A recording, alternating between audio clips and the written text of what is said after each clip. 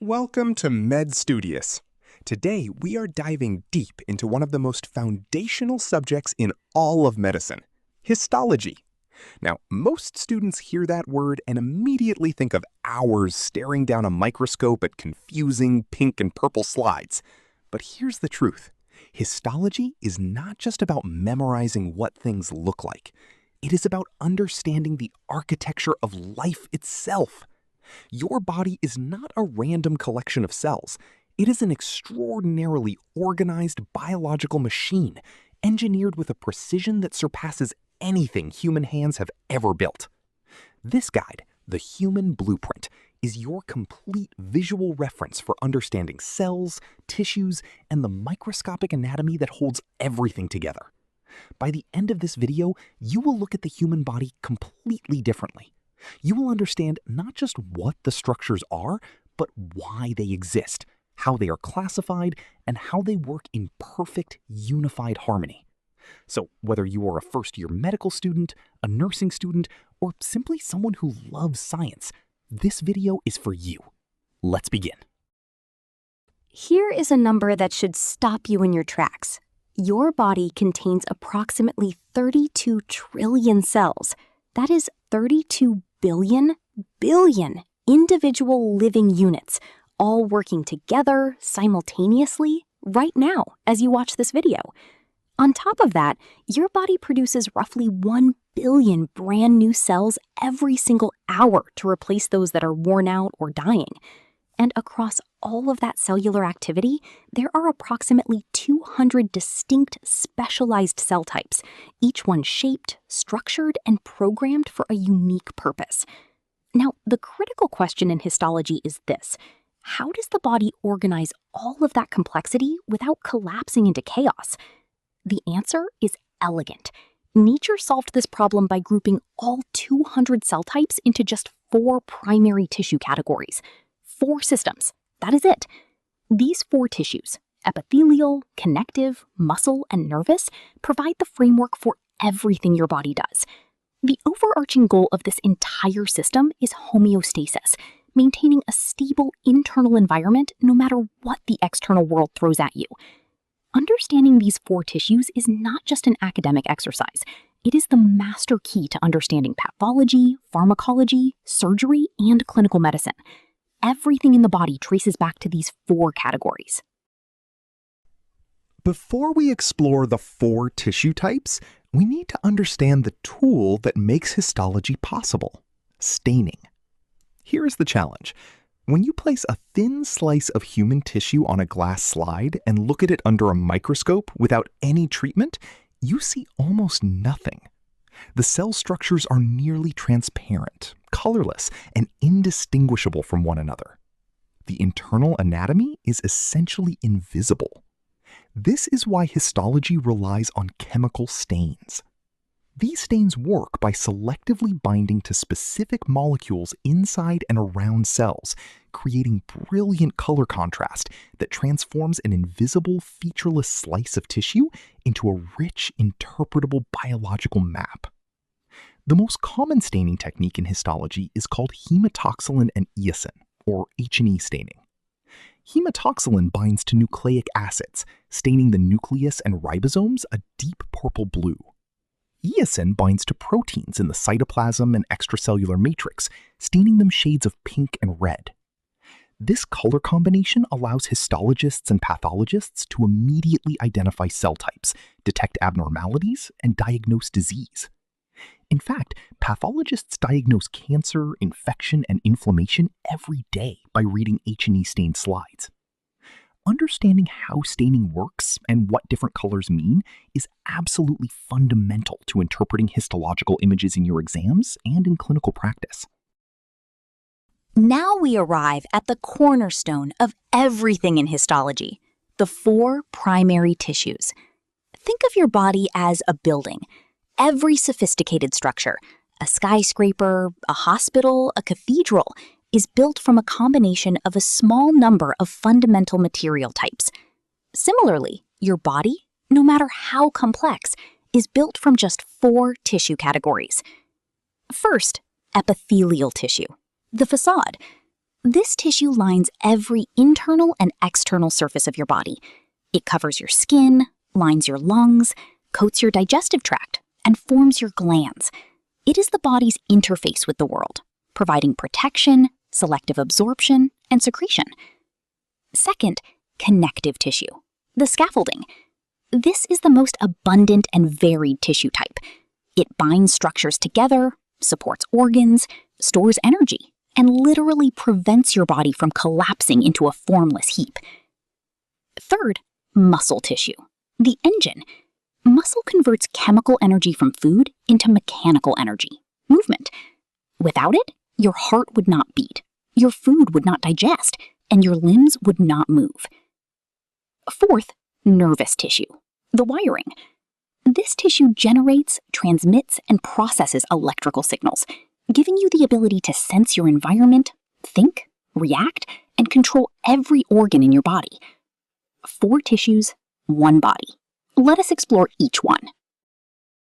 Epithelial tissue is the body's great barrier tissue, and it has several defining characteristics that make it unique among all tissue types. The first and most important property is that epithelium is avascular, meaning it contains no blood vessels whatsoever. This might seem surprising. After all, how does it survive without a direct blood supply? The answer is diffusion. Nutrients and oxygen must travel from blood vessels in the underlying connective tissue, diffuse through the basement membrane, and spread upward through the epithelial layers. This avascular nature is clinically significant. It explains why surface wounds to skin or mucous membranes heal through migration and proliferation of cells from the edges rather than through direct vascular repair. The second key property is tight packing. Epithelial cells sit pressed closely together with minimal intercellular space, forming a continuous sealed barrier. This tight arrangement is reinforced by specialized junctions, particularly tight junctions and desmosomes that lock cells together and control what can pass through the layer. The third defining feature is the basement membrane, a thin but critically important layer that anchors the epithelium to the underlying connective tissue. This membrane is composed of 2 parts: the basal lamina, secreted by the epithelial cells themselves, and the lamina propria, contributed by the connective tissue below. Epithelium is broadly divided into covering and lining epithelium, like skin and the trachea, and glandular epithelium, which secretes substances like sweat, saliva, and gastric acid. One of the things students find most confusing about epithelium is the naming system. But once you understand the logic, it becomes beautifully simple. Every type of epithelium is named using 2 descriptors: the number of cell layers and the shape of the cells at the surface. For layers, there are 2 options. Simple, a single layer of cells where every cell touches the basement membrane, or stratified, multiple layers stacked on top of each other, with only the bottom layer contacting the basement membrane. For cell shape, there are 3 options. Squamous, flat, scale-like cells optimized for diffusion; cuboidal, box-shaped cells optimized for secretion and absorption; and columnar, tall, column-like cells optimized for absorption and secretion with their greater surface area. Combine these and you can name any standard epithelium. Simple squamous lines the alveoli and blood vessels. Simple cuboidal lines kidney tubules and small glands. Simple columnar lines the gastrointestinal tract. Stratified squamous forms the tough, protective outer skin and the esophagus. Now, there are 2 important rule breakers to know. Pseudostratified epithelium looks layered because the nuclei sit at different heights, but in reality, every cell still touches the basement membrane. It is a single layer pretending to be multiple. This type lines the respiratory tract. Transitional epithelium, or urothelium, is unique because it can change shape under pressure, shifting from cuboidal to squamous as the bladder fills. This remarkable adaptability allows the bladder and ureters to expand dramatically without tearing. If epithelium is the facade, connective tissue is the invisible framework that holds the entire building together. And unlike epithelium, which is defined by tightly packed cells, connective tissue is defined by something almost opposite: relatively few cells suspended in an enormous sea of extracellular material. This extracellular material is called the extracellular matrix, or ECM, and it is the true defining feature of connective tissue. The ECM has two main components. First, the ground substance, a gel-like material that fills the space between cells and fibers. It is composed primarily of water, proteoglycans, and glycoproteins, giving it a jelly-like consistency that allows nutrients, waste products, and signaling molecules to diffuse through the tissue. Second, the embedded fibers. Three types are critical. Collagen fibers are the most abundant protein in the human body and are, pound for pound, stronger than steel. They resist tension and provide rigid structural support. Elastic fibers behave like rubber bands.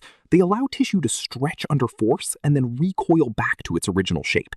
This property is essential in arteries, lungs, and skin. Reticular fibers are thin, delicate fibers that weave together into a spongy meshwork, forming the scaffolding of lymph nodes, the spleen, and bone marrow, holding functional cells in their correct positions. Together, the cells and this vast extracellular matrix create connective tissue, a versatile, adaptive material that supports, protects, stores energy, and even transports substances throughout the body. One of the most elegant concepts in connective tissue biology is the builder-maintainer life cycle, the developmental journey that all connective tissue cells follow, from embryonic origin to mature maintenance. It begins with phase 1, mesenchyme. This is the embryonic soup, a collection of multipotent stem cells that represent the common origin of all connective tissue types in the body. Mesenchymal cells are undifferentiated, meaning they have not yet committed to a specific identity. Under the right developmental signals, they can become bone cells, fat cells, cartilage cells, blood cells, and more. From mesenchyme, cells transition to phase 2, the blast cell. The suffix blast means builder.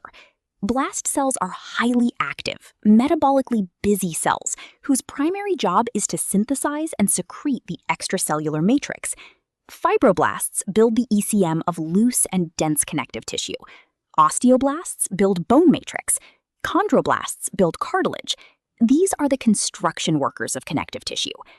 Once the matrix is established, blast cells mature and quieten into phase 3, the site cell.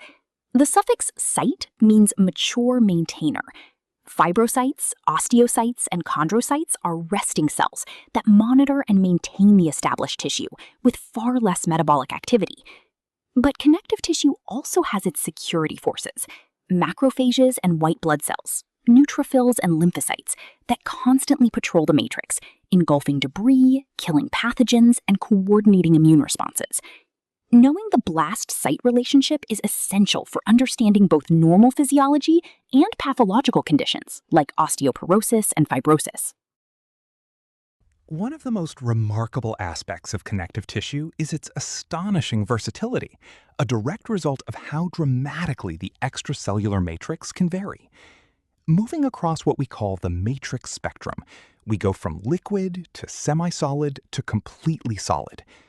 At one end, we have the liquid matrix, blood. Yes, blood is technically a connective tissue. Its matrix is plasma, a watery solution of proteins, electrolytes, hormones, and nutrients. Suspended in this plasma are erythrocytes, the anuclear, biconcave red blood cells that carry oxygen, leukocytes, the nucleated white blood cells that defend against infection, and platelets, the small cell fragments critical for clotting. Moving to the center of the spectrum, we find connective tissue proper, a semi-solid matrix. This category includes loose connective tissue, areolar tissue, which is flexible and widely distributed, reticular tissue, which scaffolds lymphoid organs, and adipose tissue, the body's insulation and energy reserve, famous for its unique empty ring appearance after staining as fat dissolves away. Dense connective tissue, regular in tendons and ligaments, irregular in the dermis, and elastic in large arteries, provides powerful tensile strength. At the solid end of the spectrum, we find cartilage and bone. Hyaline cartilage lines joint surfaces and forms the tracheal rings and costal cartilage. Elastic cartilage gives the ear its flexible strength. Fibrocartilage, found in intervertebral discs, resists compression. Compact bone is organized into dense Haversian systems, while spongy bone is porous, storing life-giving bone marrow. Muscle tissue is the body's engine, the biological system that transforms chemical energy derived from the food we eat into the mechanical energy of movement. And the molecular machines that power this transformation are two remarkable proteins, actin and myosin. Every muscle cell, regardless of the type of muscle, contains thousands of filaments made from these two proteins, arranged in a precise, interdigitating pattern. When a muscle receives a signal to contract, myosin heads reach out, bind to specific sites on adjacent actin filaments, and pull them inward in what is called the sliding filament mechanism. The actin filaments slide past the myosin filaments, shortening the overall length of the cell. When millions of these events happen simultaneously across all the filaments in a muscle fiber, the entire cell shortens, and that is a muscle contraction. This beautiful molecular mechanism is responsible for every movement the body makes, from the grand, powerful contraction of your quadriceps as you sprint, to the microscopic peristaltic waves that push food through your intestines, to the ceaseless, rhythmic beating of your heart every second of your life. The key insight here is that the fundamental mechanism, actin and myosin interaction, is the same in all muscle types. What differs between skeletal, cardiac, and smooth muscle is not the mechanism, but the cellular architecture, the control system, and the specific proteins involved. That is what we explore in the next slide. There are 3 types of muscle tissue in the human body, and understanding the differences between them is absolutely critical for both histology exams and clinical medicine. Skeletal muscle is the muscle you control voluntarily, the biceps, the quadriceps, the diaphragm. Under the microscope, skeletal muscle fibers appear striated, showing alternating light and dark bands that reflect the precise, regular arrangement of actin and myosin filaments within sarcomeres. Skeletal muscle fibers are very long, non-branching cells that are multinucleated, with many nuclei pushed to the periphery of the cell. They are controlled by somatic motor neurons through the neuromuscular junction. Cardiac muscle, found exclusively in the heart, is also striated, sharing the regular actin-myosin arrangement with skeletal muscle. However, cardiac muscle cells are shorter, branching, and connected to each other through specialized junctions called intercalated discs. These discs contain gap junctions that allow electrical impulses to pass directly from one cell to the next, enabling the entire heart to contract as a single synchronized unit. Cardiac muscle is involuntary and has 1 to 2 centrally placed nuclei. Smooth muscle is found in the walls of hollow organs, the blood vessels, digestive tract, bladder, and uterus. Unlike the other 2 types, smooth muscle is non-striated. Its actin and myosin are not arranged in regular sarcomeres, giving it a smooth appearance. These spindle-shaped cells each have a single centrally placed nucleus and contract involuntarily. The 9-meter-long GI tract relies entirely on smooth muscle for its wave-like peristaltic contractions. The fourth and final primary tissue type is nervous tissue, the body's command and communication system. Nervous tissue is divided into 2 major systems: the central nervous system, or CNS, comprising the brain and spinal cord, which processes and integrates information, and the peripheral nervous system, or PNS, which transmits signals between the CNS and the rest of the body. Within this framework, signals travel in 2 directions. Afferent pathways carry sensory information into the CNS: pain, temperature, pressure, light, while efferent pathways carry motor commands out from the CNS, telling muscles to contract and glands to secrete. The fundamental cellular unit of nervous tissue is the neuron, the most electrically excitable cell in the body. Every neuron has 3 distinct anatomical regions. The dendrites are branch-like extensions that receive incoming signals from other neurons or sensory receptors and carry them toward the cell body. The cell body, or soma, is the metabolic center of the neuron. It contains the nucleus and organelles, processes incoming signals, and generates a response.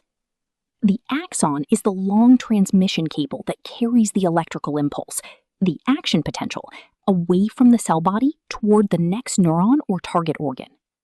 At the end of the axon are terminal boutons, which release neurotransmitters across the synapse to communicate with the next cell. The speed and precision of this signaling system are staggering. Nerve impulses travel at up to 120 meters per second in the fastest fibers. Here is a fact that surprises many students. Neurons, for all their complexity and importance, cannot survive alone. They are entirely dependent on a population of supporting cells called glial cells, or neuroglia, that outnumber neurons and perform the essential maintenance work that keeps the nervous system functional. Think of neurons as the CEOs of a corporation. They make the critical decisions and send the important signals. But without their entire support staff, the whole operation collapses. In the peripheral nervous system, the key glial cells are Schwann cells. Each Schwann cell wraps its plasma membrane around a segment of an axon multiple times, forming a fatty insulating sheath called myelin. This myelin sheath dramatically increases the speed of electrical conduction along the axon through a process called saltatory conduction, where the impulse jumps rapidly from one gap in the myelin to the next. Without myelin, nerve signals travel far too slowly to be functional. In the central nervous system, the myelinating cells are called oligodendrocytes. One oligodendrocyte can myelinate segments of up to 50 different axons simultaneously, making them extraordinarily efficient. Also in the CNS are astrocytes, star-shaped glial cells with a vast array of functions. They maintain the blood-brain barrier, provide structural scaffolding for neurons, regulate the ionic environment around synapses, and provide metabolic support by supplying neurons with glucose. The clinical importance of glial cells is immense. Demyelinating diseases like multiple sclerosis destroy myelin and devastate nervous system function. Everything we have covered in this video leads to this final synthesis. The 4 tissue types do not work in isolation. They work together, simultaneously, in every organ and every system of your body. Consider the intestine as a perfect case study. The innermost layer, the mucosa, is lined by simple columnar epithelium, which creates the selective barrier that controls what nutrients enter the bloodstream and secretes mucus that lubricates the lumen and protects against digestive enzymes. Just beneath that lies a layer of connective tissue, the lamina propria, which provides the resilient scaffolding and structural integrity that holds the epithelium in place and carries the blood and lymph vessels that absorb the nutrients. Surrounding that are layers of smooth muscle tissue, the muscularis externa, which generate the involuntary rhythmic contractions of peristalsis that push food and waste along the 9-meter length of the GI tract. And woven throughout all of these layers is nervous tissue, the enteric nervous system, sometimes called the second brain, which senses the chemical environment, coordinates muscular contractions, and responds to everything from hunger signals to microbial threats. This beautifully layered collaboration is not unique to the intestine. It is the universal operating principle of virtually every organ in the body. 32 trillion cells, 200 cell types, 4 tissues, one unified engine of homeostasis. This is the human blueprint. We close with the complete reference table, the master tissue matrix, your ultimate revision tool for understanding all 4 primary tissues at a glance. Epithelial tissue functions to cover, line, and secrete. Its key features are that it is avascular, tightly packed, and anchored by a basement membrane. You find it in the epidermis, trachea, and glands. Connective tissue functions to support, bind, protect, and fuel. Its key features are a high volume of extracellular matrix, origin from mesenchyme, and the characteristic blast-site cell life cycle. You find it in bone, blood, fat, and tendons. Muscle tissue functions to generate movement and organ motility. Its key features are actin and myosin filaments and the conversion of chemical to mechanical energy. You find it in skeletal muscle, the cardiac wall, and hollow organ walls. Nervous tissue functions for communication and control. Its key features are electrical impulse transmission through neurons and essential glial cell support. You find it in the brain, spinal cord, and peripheral nerves. Commit this matrix to memory, and you have the skeleton key to all of histology, and by extension, to pathology, physiology, and clinical medicine. Thank you so much for watching this video with Studious. If this helped you, please like, subscribe, and share with a fellow student who needs it. Drop your questions in the comments. We read every single one. We will see you in the next video.